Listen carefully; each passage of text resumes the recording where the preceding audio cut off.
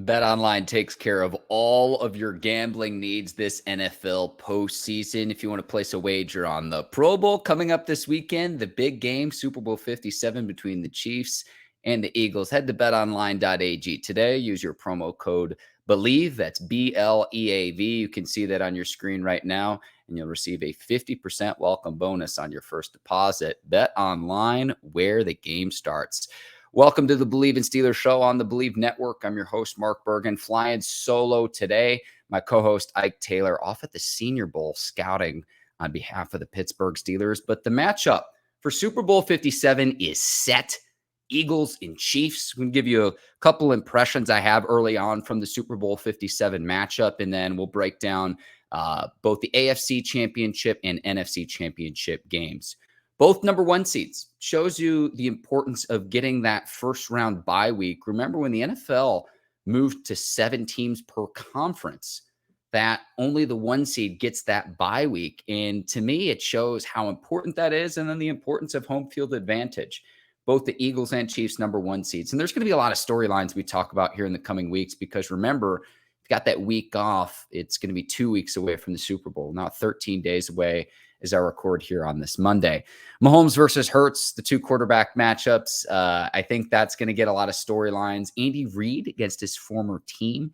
You've got the Kelce Bowl as well. Two brothers, the first time a pair of brothers compete in the same Super Bowl. First time in NFL history that's happened. So Jason Kelce, the Eagles offensive lineman, and then Travis Kelce, the Chiefs star tight end.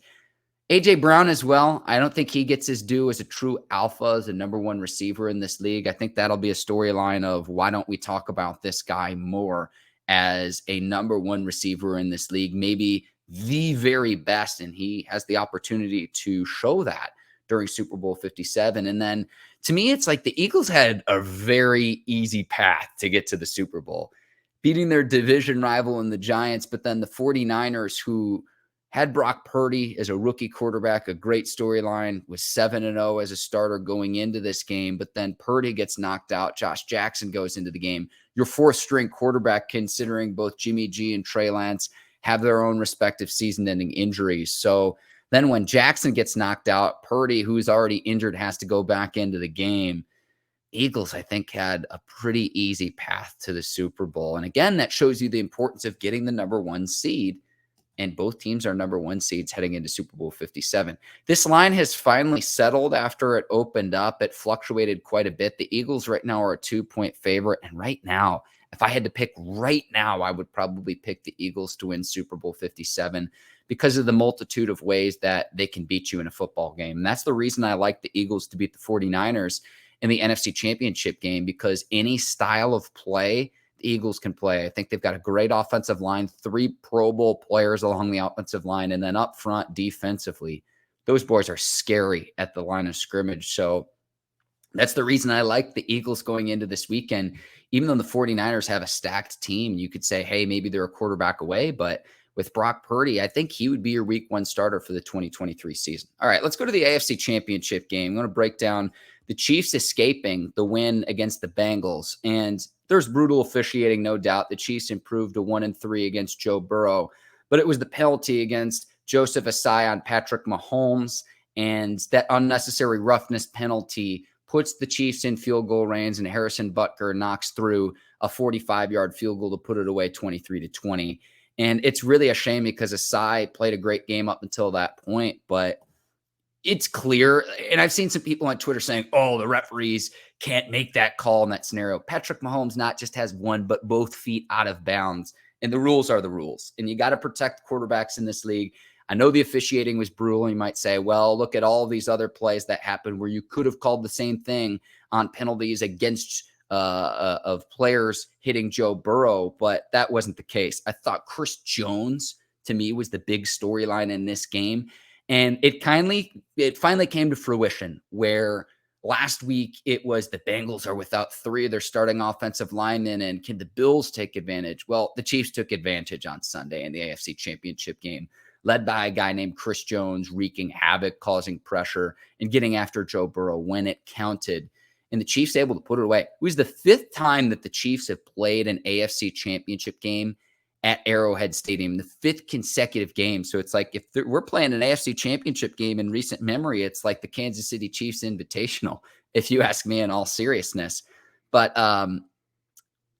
again, what's going through Ossai's mind in terms of he played his butt off, but that's the lasting image you're going to have if you're a Bengals fan, where it's like, man, we were this close to getting it done. We were so close to getting it done against the Chiefs, and that penalty helps put the Chiefs ahead, and you try a flea flicker play on the kickoff, and it just doesn't really work. But after the game, how about the jabroni reference by Travis Kelce, borrowing a line from Dwayne "The Rock" Johnson? Oh, man, absolutely electrifying the fans at Arrowhead Stadium. And say what you want with the Cincinnati mayor. I thought that video saying that Joe Paterno and Patrick Mahomes would need to take a paternity test, I thought it was just weird. I'm going to be honest with you.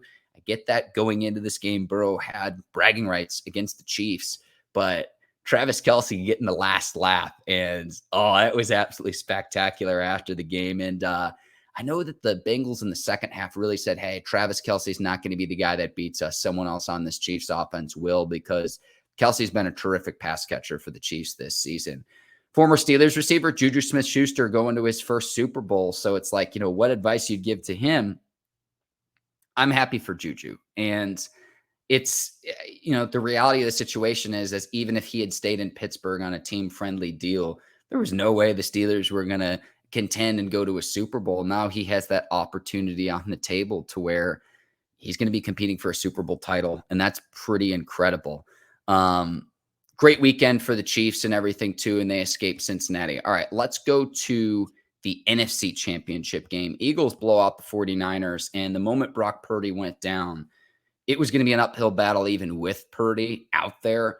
But, you can't help but feel that their hopes and dreams of going to Super Bowl 57 were dashed the moment Purdy went down. Now, he goes back into the game when Josh Jackson goes out with a concussion, but Purdy right elbow injury on the 6th offensive snap. That was going to be a real uphill battle for a 49ers team that is loaded and stacked.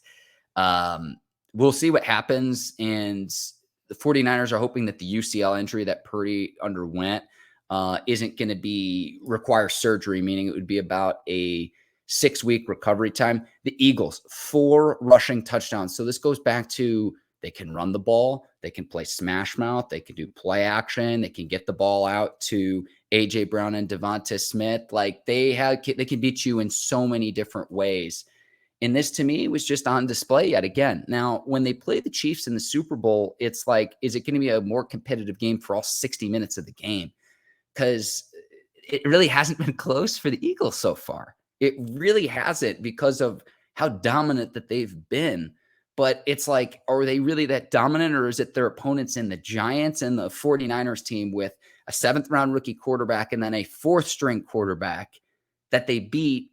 Or is it that they're actually that good? And that, to me, is what's going to be why this line isn't higher. Again, right now, I'm going to take the Eagles over the Chiefs. I need a few days to kind of see some of the different talking points and everything, but I think that this Eagles team is for real this season. I really think that they're destined to win a Super Bowl, just the way that they're playing right now. But, can Mahomes get right? Can Mahomes' ankle, can he move around a little bit more this upcoming season? So we'll see. One other thing I noticed at the Eagles game too, Joel Embiid on the sidelines with Kevin Hart, and Joel Embiid's caption saying father and son, I thought was absolutely hilarious. So a Philly sports renaissance right now. The 76ers are doing their thing too, and the Eagles back in the Super Bowl too. So not a great game, at least compared to that AFC Championship game, where I don't think the AFC Championship game was particularly well played, but it was exciting. The NFC Championship game wasn't even close between Philly and San Francisco. So if you're the 49ers, though, it's like, to me, it would be Purdy would be the guy, but okay, Jimmy G's probably gone. What do you do with Trey Lance as he comes back from injury? And then there's a guy by the name of Tom Brady who's also out there. Could he be your quarterback week 1 of the 2023 season? So that carousel gets underway. I know DeMeco Ryans, the defensive coordinator, has gotten some interest. I know he's among the favorites to become the head coach of the Arizona Cardinals, so he might be losing a DC. Really quickly, too, going back to the AFC, too, the Cincinnati Bengals have a lot of decisions to make because while they'll have about $44 million in salary cap space, you want to lock up Joe Burrow to make sure that he can be your guy. Remember, Burrow's still playing on his rookie deal, but key unrestricted free agents for the Bengals this season. Adam Schefter had a great tweet about this morning. Jesse Bates, Von Bell, Hayden Hurst, Eli Apple, Jermaine Pratt, Samaje Perine, Drew Sample, Trey Flowers. You got a lot of decisions to make if you're the Bengals. And listen, we see this window open and close just about as quickly. So if you're the Bengals and say the Bills next year, are you going to be back among the NFL's elite? These are questions you have to have because while neither of those teams have won a Super Bowl, sometimes your window opens and shuts really, really quickly. So are you going to be back there next year if you're the Bills or the Bengals? These are questions you're going to have to be asking yourself. Again, my name is Mark Bergin. We got Eagles and Chiefs here in the coming weeks. I'll be back later this week, and we'll have everything you need to know. Everything you need to know in advance of Super Bowl 57. Let me know what you think. Who's going to win the big game between the Eagles and Chiefs? What you think the biggest storylines are. And if you've got a question for us, let us know in the comments. We'll bring that up during our What Yins Think segment. But really excited here. Got a week off from football. Enjoy the Pro Bowl skills challenges that are out there. But we're going to be starved from football for a week. And then we've got Super Bowl 57, which should be heck of a matchup between these two teams to the NFL's best. Again, my name is Mark Bergin. Thanks so much for taking the time to watch the Bleav in Steelers show. I'll be back later this week. Until then, take care and so long, everybody.